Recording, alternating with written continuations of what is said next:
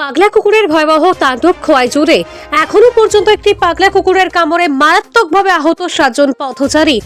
রক্তাক্ত 7 জনকেই জেলা হাসপাতালে ভর্তি করা হয়েছে।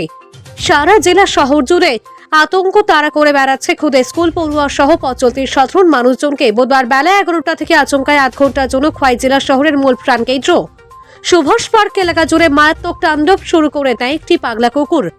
কোহিনূর শপিং কমপ্লেক্সের নেতাজি মূর্তির সামনে থেকে উত্তরে এনসি এভিনিউ আর দক্ষিণে বিবেকানন্দ সারণী পর্যন্ত এলাকায় এক এক করে মোট 7 জন পথচারীকে কামড় বসিয়ে দেয় পাগলা কুকুরটি।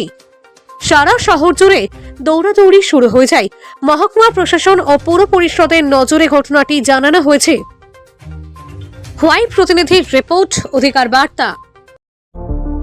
আপনারা দেখছেন অধিকার বার্তা। মানে পাগলা কুকুরে প্রথম বদল যা কামড় দিয়েছিল 7 জন। এখন আমরা মর্নিং শিফটে আইসে আমরা তারা প্রাথমিক চিকিৎসা করে তারা দেখছি এবং অবজারভেশনে রাখতেছি। 7 জনে যাবত আইসে।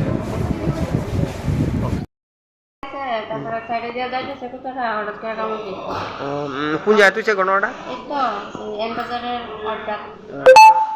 তার নাম কি? বয়স কত তাই না? 45 না? বাসা কোনা নেই?